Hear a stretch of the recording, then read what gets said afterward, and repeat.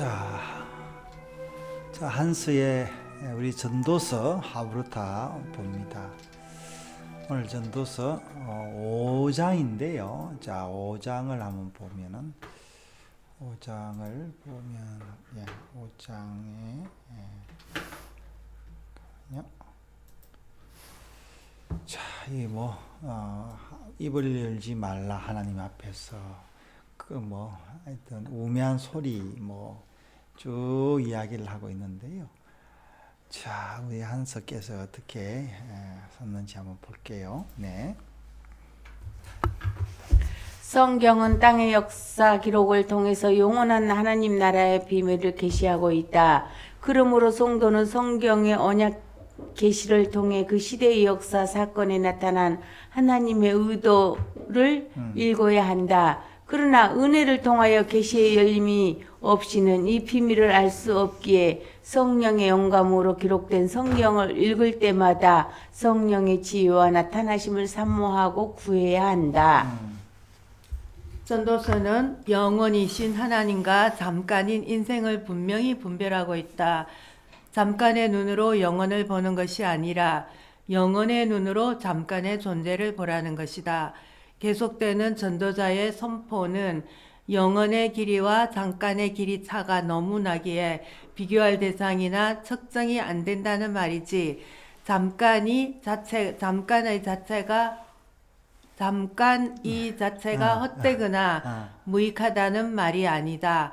오히려 전도서는 잠깐이 너무나 순간적으로 짧아 손에 잡을 수 없는 바람과 같은 존재이기에 이 헤벨의 가치를 정말로 귀하게 여기고 의미를 찾아 살아가라는 강력한 권고의 선포를 하고 있다. 자, 그러니까 뭡니까 이게 잠깐이 왜 중요하냐 이러니까 영혼이 있기 때문에 잠깐이 중요한 거죠.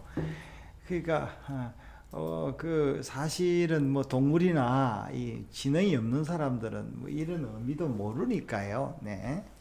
그리고 헤벨의 눈으로 우리가 경험하는 현상들을 쉽게 판단하거나 재단하지 말고 올람의 눈으로 헤아려의 세상을 바라보며 성경적 겸손의 마음을 품으라고 하신다.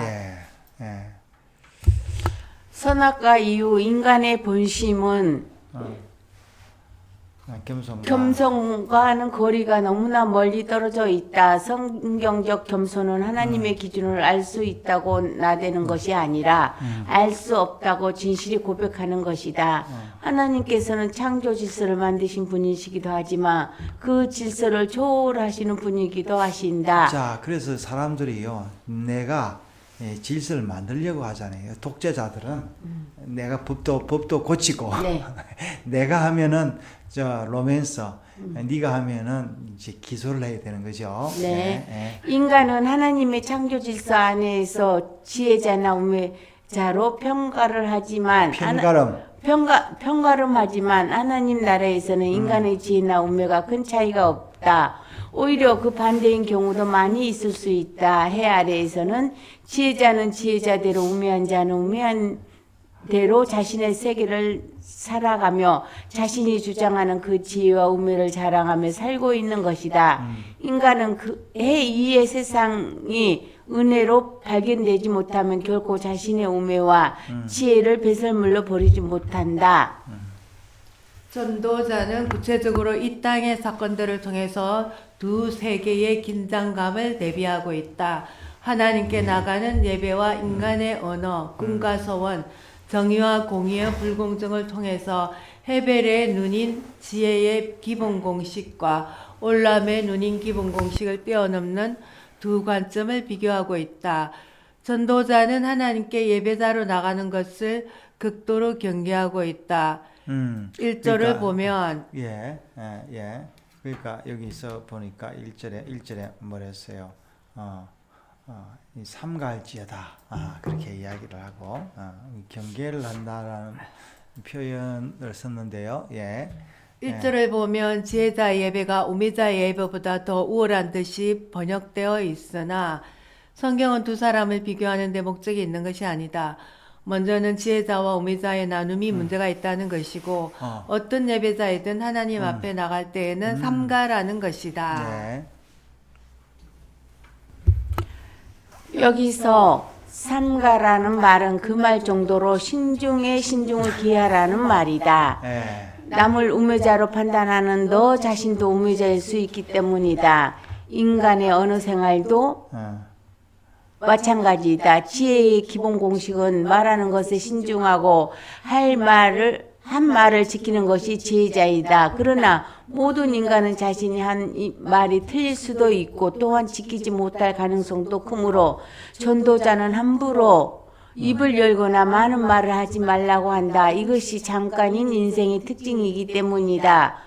꿈꾸고 소원하는 것도 마찬가지다. 지혜의 기본 공식에서는 꿈꾸고 소원하는 것이 매우 긍정적으로 적용되고 있다. 그러나 전도자는 꿈꾸는 것이나 소원하는 것 모두 헤벨의 세계에서는 바람처럼 사라지는 것이니 단순한 입으로 소원하거나 꿈에 얽매이지 말고 하나님을 경외하는 자리로 나가라 하신다. 네. 전도자의 핵폭탄은 올라옴의 은혜로 잠깐을 하나님 중심으로 살아가라는 것이다. 더 나아가 빈민을 학대하고 정의와 공의를 짓밟는 것을 볼지라도 이상하게 여기지 말라고 한다. 지혜의 기본 공식에서는 당장 바꾸어야 할 일이지만 전도자는 깨뜨려지는 당의 규범을 자신의 기준으로 판단하지 말라고 한다. 이것은 이런 현실을 무시하거나 간과하라는 말이 아니다. 올람의 눈에서 인간이 부르짖는 정의는 다 선하다 할 수는 없기에 정의와 공의를 세우는 당의의 규범들을 온전히 감찰하시는 분이 위에 계시다는 신뢰와 믿음으로 살아가라는 말이다. 그러나 땅의 역사 속에서는 하나님께서 의도하시는 정의와 공의가 온전히 세워진 적이 결코 없었지만 사람들은 나름대로 정의와 공의를 세우는 전쟁은 계속될 것이다. 자. 이것이 헤벨이라는 것이다. 자, 여기서 뭐랬어요? 너는 이제 이게 이제 이상히 여기지 말라는 거예요. 독재자가 나와도 왜 그러냐니까 더 높은 사람이 있어서 그렇다.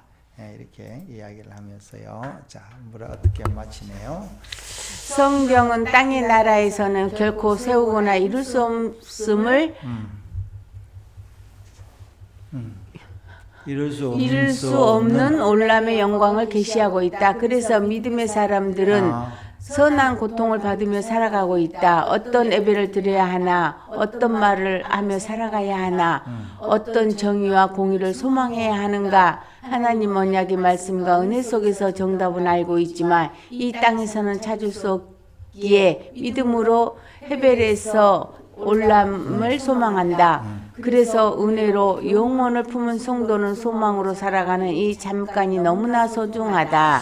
자, 그래서 이제 오늘 이제 말씀에 이제 5장 첫 절에 뭐라 했느냐면은 발을 삼가라.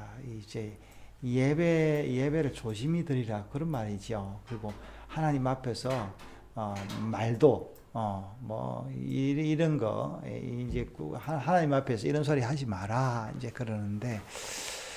자, 뭐 우리나라나 뭐 러시아나 이 뭐 다들 뭐 합니까?